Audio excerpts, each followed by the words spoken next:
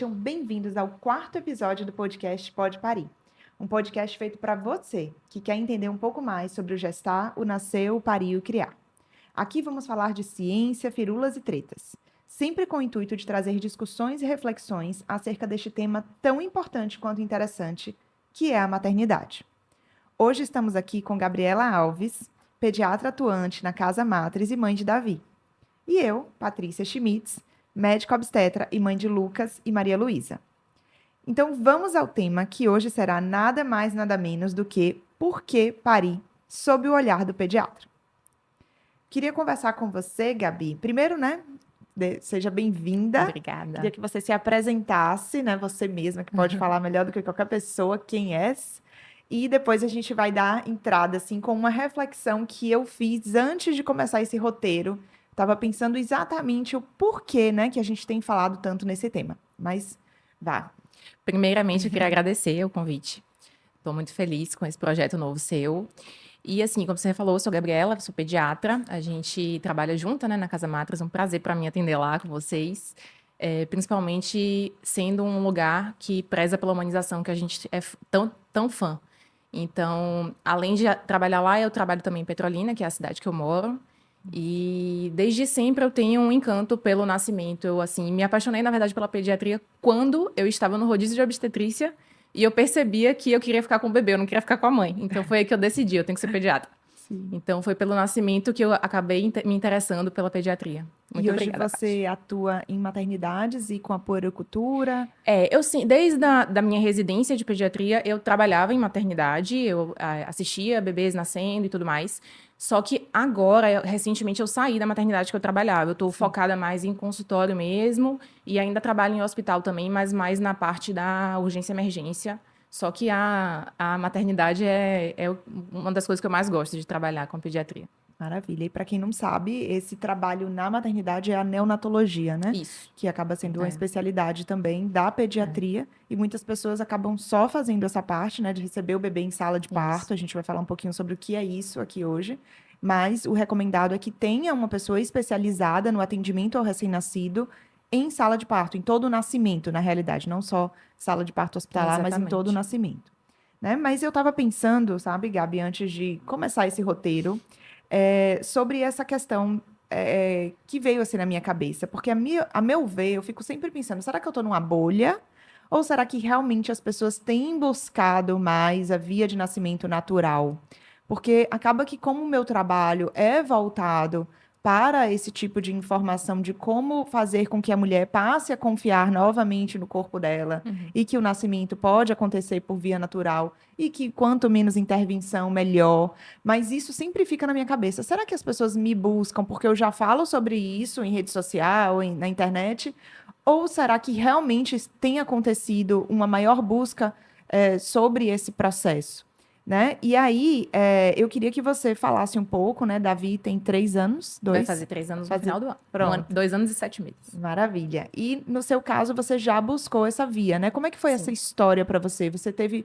Muitas pessoas relutaram, assim, para que você não fizesse essa escolha. Como é que foi isso dentro do seu contexto? Na verdade, eu acho que eu era a diferente na época da nossa adolescência e início de vida adulta, porque eu sempre pensei em parto normal quando se pensava em maternidade. Eu sempre tive vontade de ter filho. E eu lembro de uma aula da faculdade com o Dr. Rony, Sim. ele perguntando se vocês tivessem filho, que vocês iam ter parto normal, cesariana e tal, para saber como é justamente essa mentalidade da gente, né? E eu fui uma das poucas, eu não lembro se mais alguém levantou a mão dizendo que teria parto normal. E já era uma coisa assim que eu tinha na cabeça, que tinha que ser, não fazia sentido. Minha mãe teve minha irmã de parto normal e me teve de cesárea para fazer laqueadura. Sim. Então tinha essa... minha mãe seguia as coisas assim, relativamente certas, digamos assim. Ela amamentou. Então eu tive uma referência boa com relação a isso. Então eu sempre esteve na minha cabeça isso. Sim. Então quando eu engravidei, eu busquei uma equipe já pensando com esse pensamento, que acolhesse a minha escolha e tal. Só que aí eu travei a diabetes gestacional na gravidez, né? Então foi o empecilho maior que eu tive, né? Porque foi uma diabetes gestacional mais difícil. Sim. Eu tive que antecipar o meu parto. Acabou que, infelizmente, eu não consegui o parto normal Fui para uma Mas chegou a cesariana. induzir, né? Isso, começamos indução, mas Porque ainda... a gente sabe que não é uma impossibilidade por conta da diabetes, né? Isso. Mas você teve esse tipo de informação, foi Uhum, para indução. A gente sabe que a exatamente. indução aumenta um pouco a chance da cesárea, realmente, né? E aí foi o que aconteceu. Mas você tinha a possibilidade de ter ali informação na sua mão, né? Para que você até Exatamente. pudesse escolher. Não, eu sei que esses são os riscos e benefícios, eu quero uma cesárea. Uma cesariana consentida e informada como deve ser, né? Isso.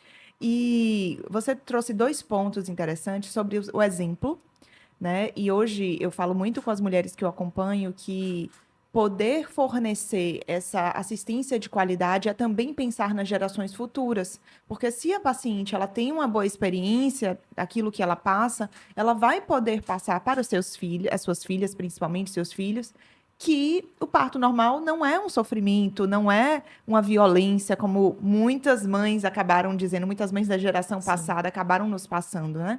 Então, isso é um dos pontos dessa mudança de paradigma, porque as 2 gerações passadas sofreram muito com esse excesso de intervenção. Então, isso acabou passando, né, para as filhas e muitas, por isso, provavelmente na sua sala lá, É. quando foi perguntado, poucas levantaram a mão por essa Até pela influência. experiência das próprias mães, né? Eu escuto minha Exatamente. tia falar que os partos dela foram difíceis, ruins, memórias ruins. Então, foi bem difícil isso na época dos nossos pais, nossos avós, né? Pois é. E o outro ponto é que isso foi um dado de uma pesquisa. Em 2014 foi feita a pesquisa Nascer do Brasil, que foi uma pesquisa feita pela Fiocruz, que buscou avaliar, né, o contexto obstétrico em todo o nosso país. E ali foi visto que 80% das mulheres chegavam na primeira consulta Pensando. pensando no parto normal e só 20% delas terminavam a gestação com esse desejo. E aí se questionou, será que é o contexto da falta de informação no pré-natal? Será que os obstetras estão estimulando que essas pacientes acabem numa cesárea? Ou será que é o contexto mesmo familiar que acaba influenciando mais e ter passado por essas experiências Sim. ruins podem trazer esse impacto tão grande? Amedrontando, né, um pouco. Exato. Eu acho que faz um pouco de sentido, sabe? A gente fazer essa reflexão. O que você falou no começo da bolha e tal, eu acredito que tenha uma interferência, sim. Eu acho, sim. Principalmente porque eu tenho uma visão um pouco do interior também, que, infelizmente, as mulheres ainda não procuram tanto o parto normal quanto nas capitais. Talvez pela estrutura hospitalar. Infelizmente, as maternidades no interior, elas não seguem tanto a risca, a humanização, até mesmo na cesariana, que é super possível. A gente sente uma dificuldade, sabe? A gente pediatra, quando quer fazer... A equipe tem que estar muito entrosada, né? Todo mundo tem que pensar do mesmo jeito, anestesista, obstetra, o pediatra. Então, é muito difícil. Sim. E aí, mas eu também vejo o contrário acontecer. Eu tenho uma conhecida que ela engravidou, ela pensava em cesariana. Na verdade, eu tenho uma amiga e tenho uma conhecida, que a conhecida agora está grávida ainda. Que ela pensava em cesariana e ela disse que com o pré-natal ela começou a ver, não, vamos tentar o parto normal e tal. E eu tenho uma amiga que ela teve o segundo parto normal recentemente. E quando ela engravidou a primeira vez, ela dizia, não, eu vou para cesariana, não. E trabalhava comigo na maternidade e tal. E aí, nossa amiga, que é enfermeira obstetra, falou, eu vou te convencer. E ficava brincando assim. E acabou que realmente ela teve um parto normal. Tranquilo, o segundo parto normal dela foi maravilhoso, assim, fluiu super bem. O primeiro foi mais demorado e tal, mas esse segundo foi tranquilo. E ela fala assim, foi tranquilo e tal. E hoje em dia ela defende muito para quem não pensa assim, não, cesariana. Ela diz, calma, ela já é uma pessoa que ela traz a experiência dela, né, para outras Agora ela pessoas. catequiza outra. Mas eu acho que é isso, é a falta de informação. Às vezes falta a pessoa ter esse impulso de buscar. E se no pré-natal não se toca nesse assunto, e quando a paciente pergunta, é aquela coisa de que depois a gente fala, depois a gente fala, ela acaba sendo influenciada por uma geração próxima, infelizmente ainda acontece, que ainda vivia muito a violência obstétrica, né? Então, para quem ainda não entende o que é humanização, está ouvindo a gente pela primeira vez, começou pelo 4º podcast, volta lá no primeiro episódio, porque foi só sobre isso. A gente falou sobre o que é humanização, que está longe de ser parto em casa, parto na banheira, não é isso. É um Parto parto na que... água, com o bebê Isso. nadando, saindo da Não, não barriga. é isso. É aquele parto que respeita o que a gente tem de mais atual na evidência e nos protocolos, né, da Organização Mundial de Saúde. Então, você não vai assistir o parto como um profissional fazendo o que você acha que tem que ser feito. Você vai fazer aquilo que a ciência ali embasa e que é o indicado, que é o mais seguro. E contando um pouco da minha experiência, né, eu caí nessa estatística de que eu cheguei na primeira consulta, falei que eu queria um parto normal, e tentando me recordar do que me fez no final não querer de jeito nenhum o parto normal, querer a cesárea, foi muito dessa experiência que minha mãe tinha passado comigo, né? Eu fui a primeira filha, então eu fui a fórceps, eu nasci a fórceps, eu tive Cristelé, que é aquela leve empurrãozinho, para não Leve. dizer o contrário. Minha mãe disse que ficou uma semana com a mão do médico Nossa. marcada, roxa na barriga dela, de tanto que foi intenso, né? E sozinha, sem acompanhante, né? A gente tem que lembrar que a lei do acompanhante é de 2005. É muito recente. E Então, mesmo assim, nem sempre é cumprida ainda, infelizmente. infelizmente. Por quê? Porque não se tem a humanização, as pessoas não seguem o que é atualizado. Então, e principalmente o medo de que acontecesse algo com o meu filho. Então, foi colocado essa coisa de que o parto normal é um sofrimento e que o bebê sente esse sofrimento.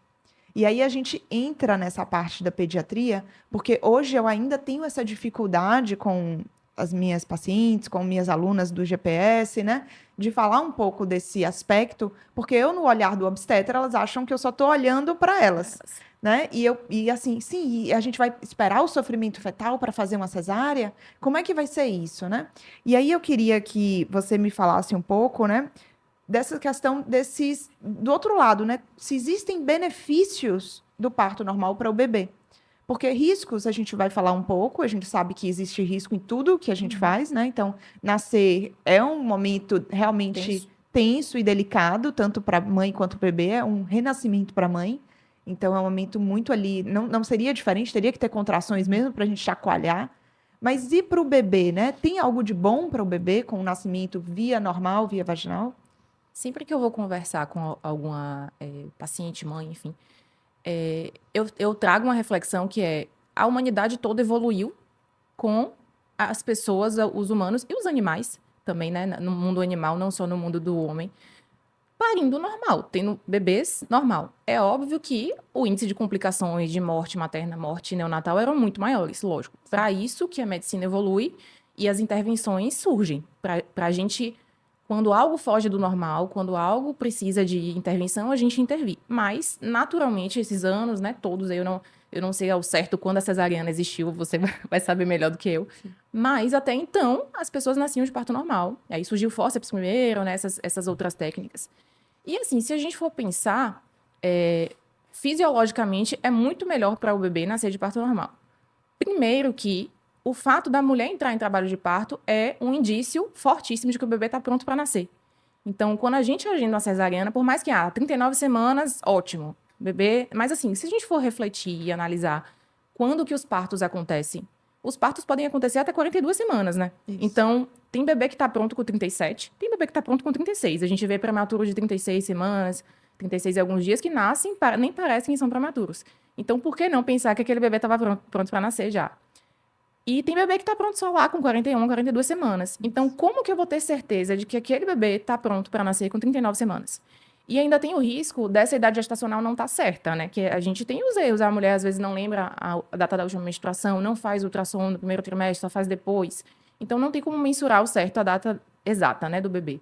Então, tem todas essas questões que, só pelo fato da mulher entrar em trabalho de parto, a gente já sabe que, opa, esse bebê pode ser que esteja mais pronto.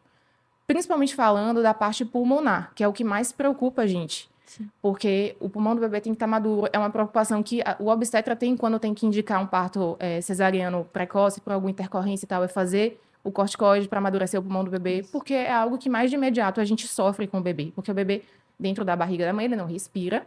E quando ele nasce, ele passa a respirar. O pulmão dele começa a encher de ar e ele respira. Dentro da barriga é líquido, que está preenchendo tudo. Sim. Então, tanto nesse aspecto do pulmão estar pronto, como a fisiologia, o processo do trabalho de parto, ajudar esse pulmão a absorver esse líquido e entrar o oxigênio ali dentro. Então, é muito melhor para o pulmão do bebê passar por essa mecânica do trabalho de parto, das contrações uterinas, de passar pelo canal vaginal para respirar, do que uma cesariana, onde o obstetra abre o útero e retira o bebê. Então, só nesse aspecto a gente já tem o parto normal na frente, né? Isso. E eu vejo muita gente falando assim, não, eu vou esperar entrar em trabalho de parto, mas eu quero uma cesárea.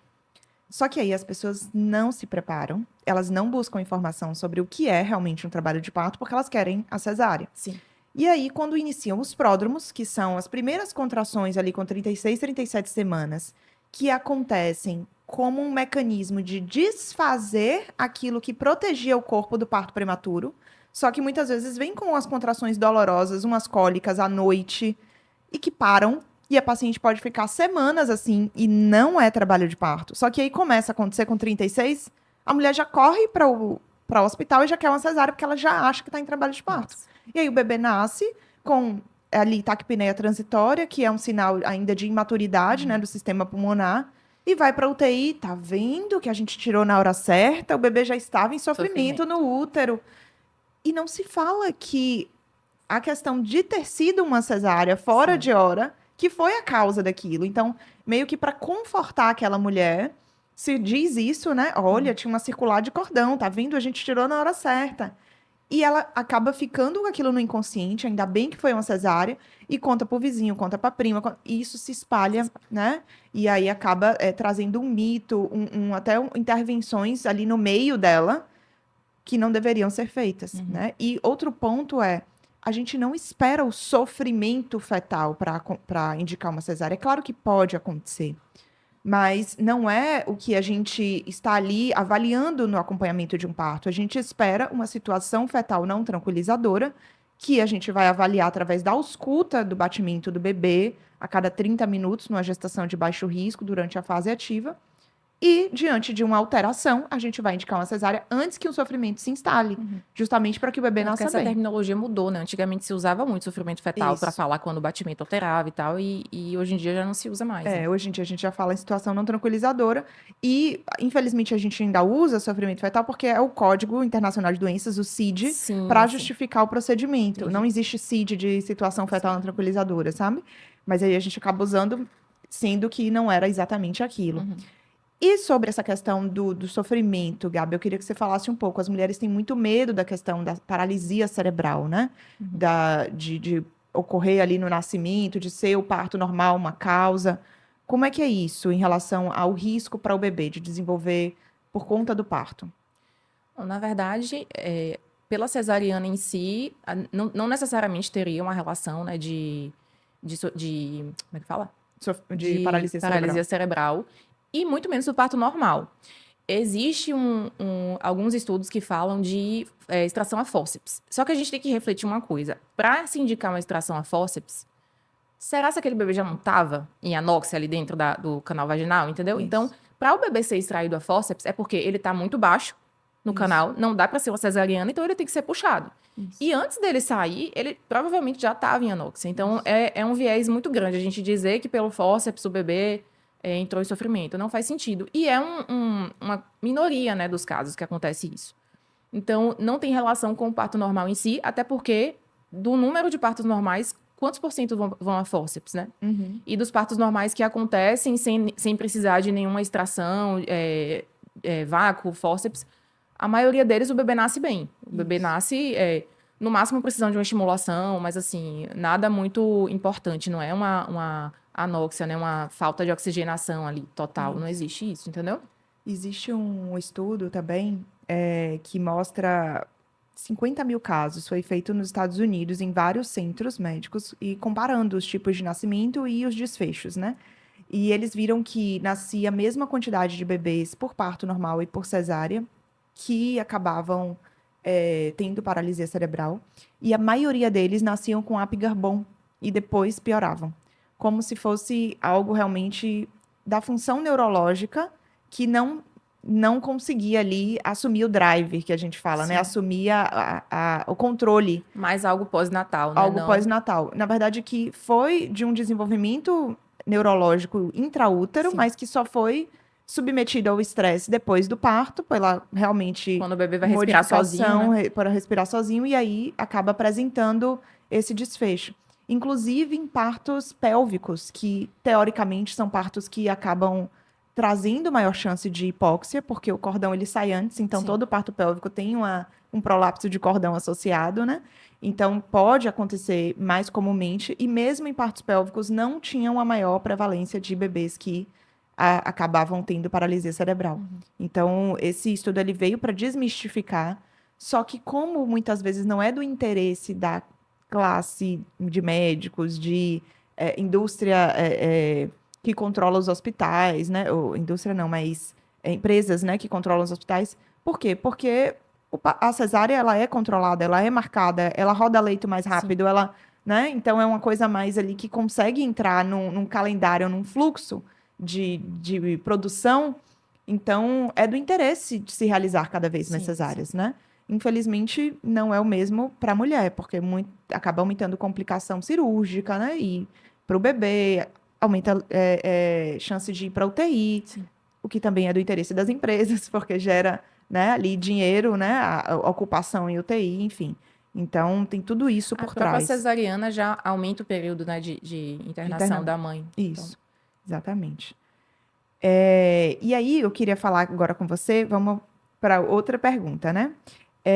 Depois que o bebê nasce, existem alguns testes que são feitos com ele. Eu sim. queria que você falasse um pouco do Apgar, que é uma coisa que geralmente os pediatras falam na sala de parto e os pais ficam assim, o que que é isso, né? Uhum, E se há uma diferença do Apgar do bebê que nasce por parto normal e por cesárea? uhum.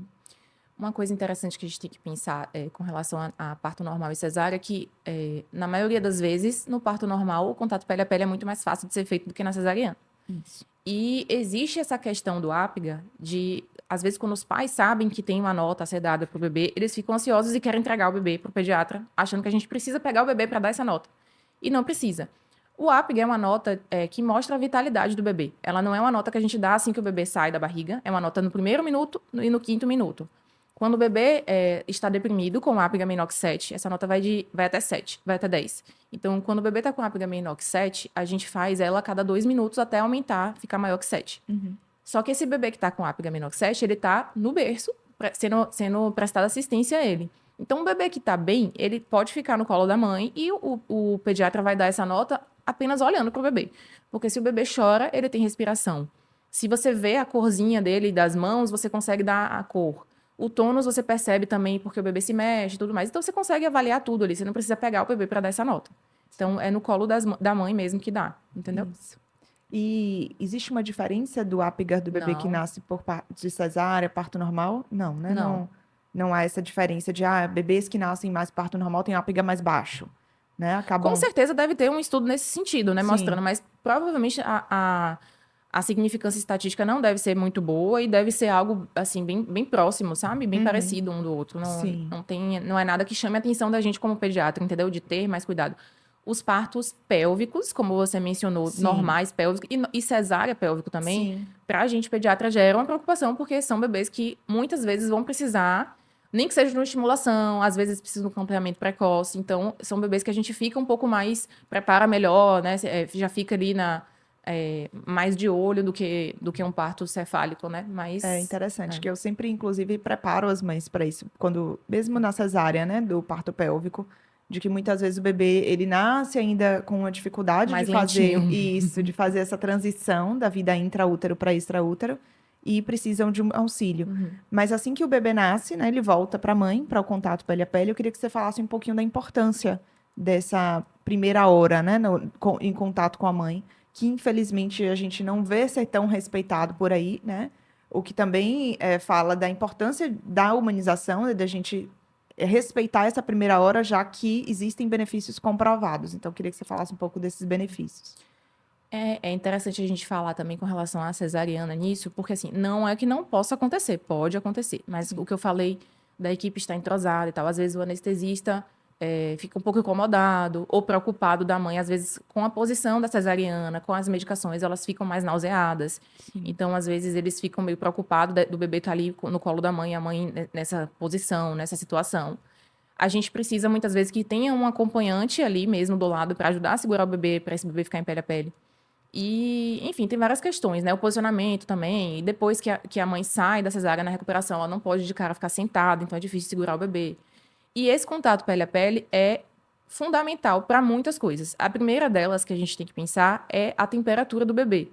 Dentro da barriga, ele está uma temperatura corpórea, de 37 graus mais ou menos, e quando ele sai, por mais que o ambiente esteja quente, é diferente. Então, por isso que a gente tem tanta preocupação com o bebê quando nasce, dele de aquecer, de manter ele quentinho.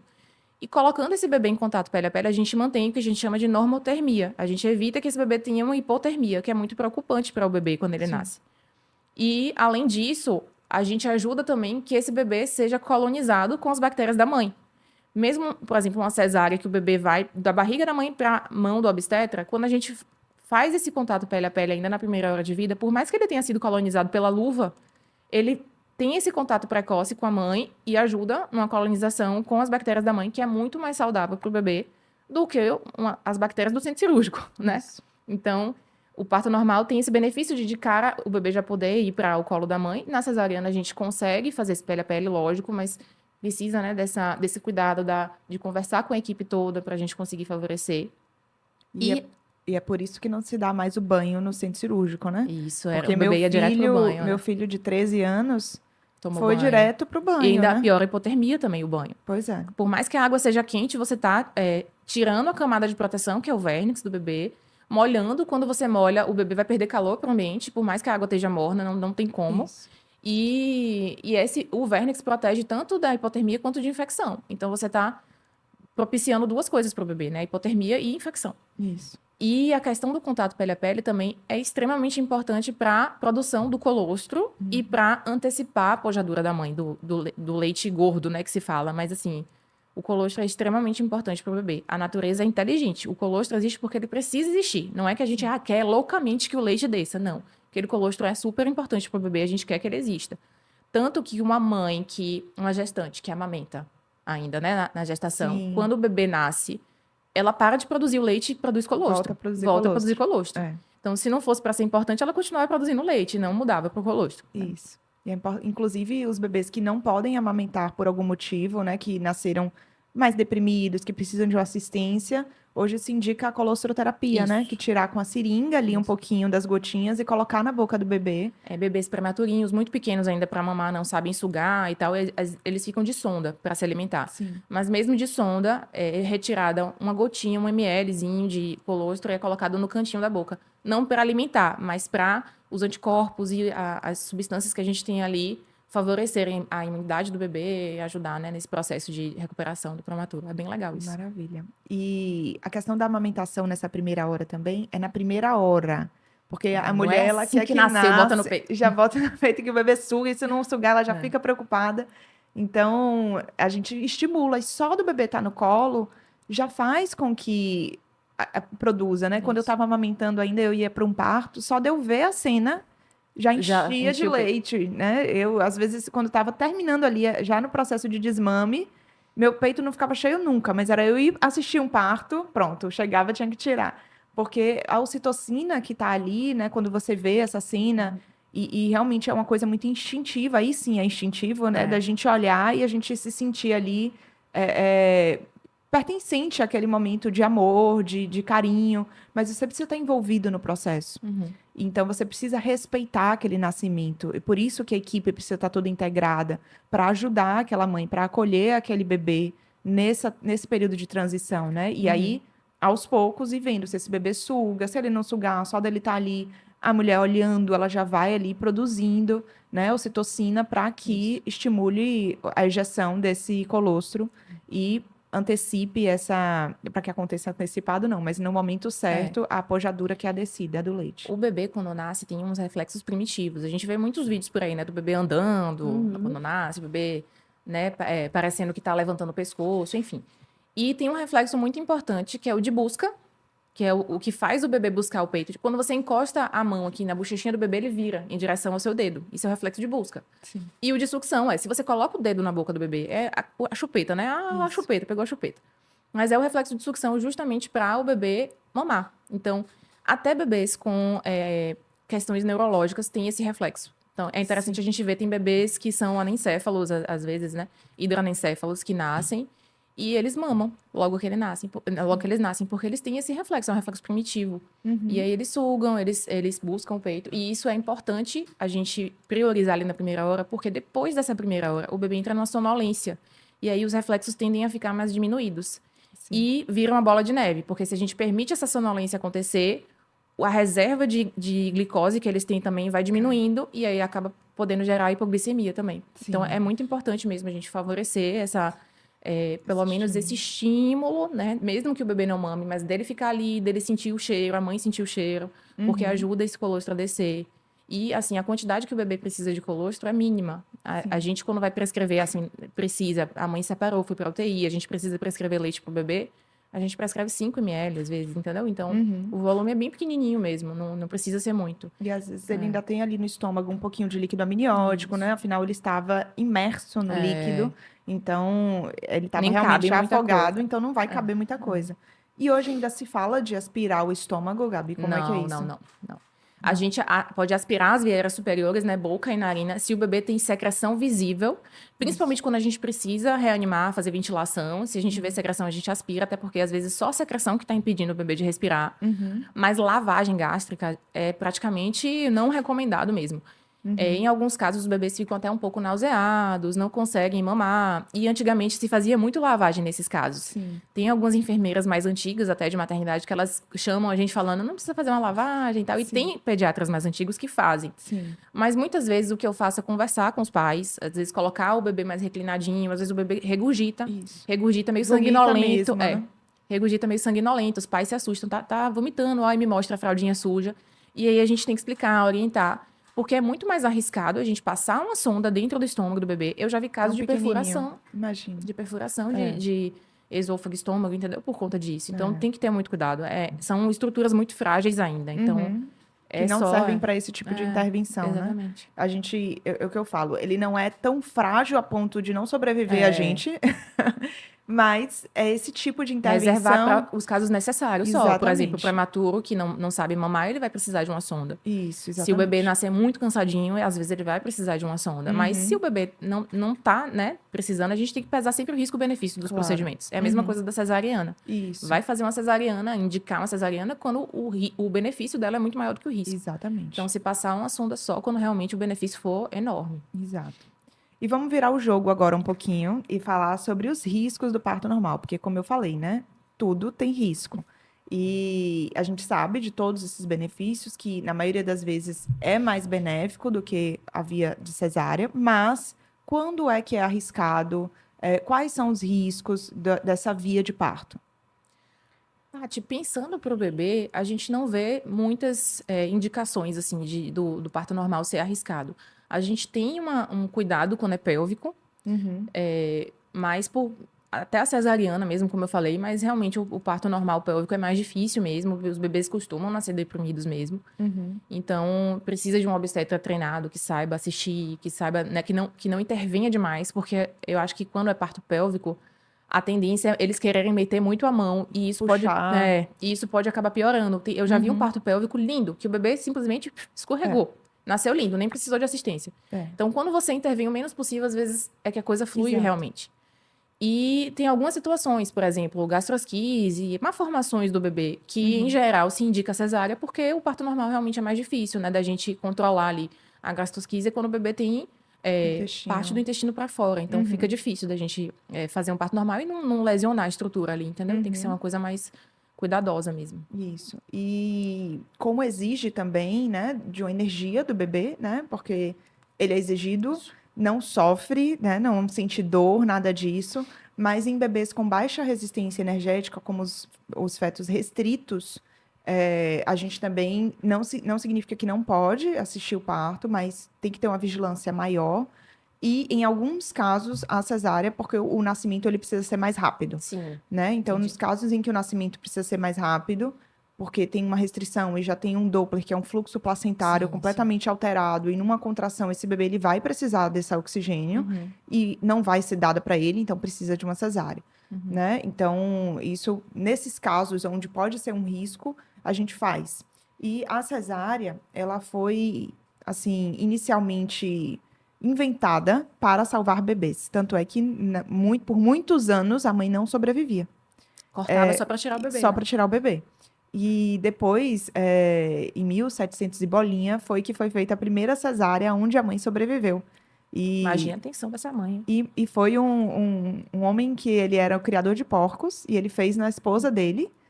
E ele nem era médico, não tinha nenhum tipo de técnica e tudo mais. E ela ainda teve 5 partos normais depois desse nascimento. Aí eu digo, imagine hoje que o povo ainda fala que depois de uma cesárea, só cesárea. Eu falo, imagine, há tantos anos atrás. É óbvio que isso é uma falácia, isso é uma mentira. Onde é que a gente se perdeu, né? Pois é, pois é. Mas a gente se perdeu quando a gente começa a exercer a nossa profissão Pra para nós, nós. pensando só.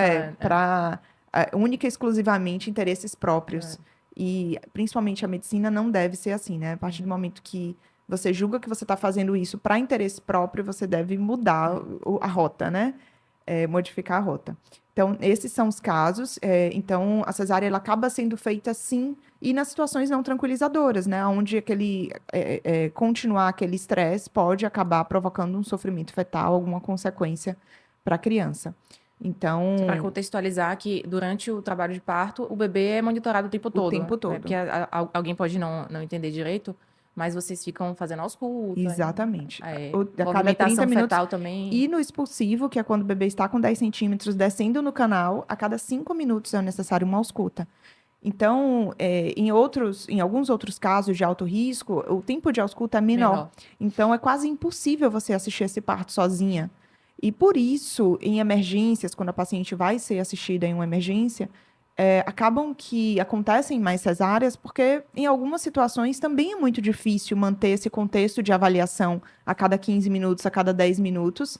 E aí se instala a cardiotocografia, né, que é aquela ausculta contínua. E a cardiotocografia já tem acaba tendo uma alta taxa de falso positivo. Então, às vezes sai do lugar, às vezes o bebê realmente tem uma alteração ali que foi muito transitória, que não indica nenhuma interrupção, e ela mostra. É uma monitorização muito contínua, né? Aí... Então, acaba indicando muito mais cesáreas do que deve. Então, cardiotocografia não é indicada em parto de baixo risco e deve ser feita com muita cautela, mesmo em emergência. Então, mas numa condição onde não se tem outra possibilidade de assistência, é melhor sim que se vá para cesárea, porque nessas condições, para assegurar que aquele parto ali entregue uma mãe saudável, um bebê saudável, que é o principal objetivo da assistência de um nascimento, muitas vezes é a única coisa que aqueles médicos que estão ali no plantão, tomando conta de 10, 20 trabalhos de parto, conseguem oferecer. Sim. Então, é bom também ter esse tipo de informação.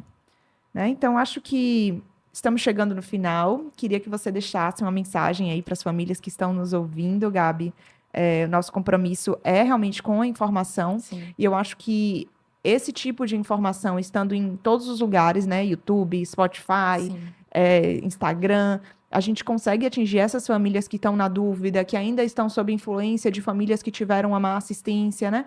Para que elas busquem, para que elas assumam o protagonismo da sua história, da história de saúde dos seus filhos, dos seus nascimentos, e possam buscar equipes que assistam, né, o que elas desejam, porque não se influenciem, né, com o que ouvem de experiência por aí, porque cada experiência deve ser única.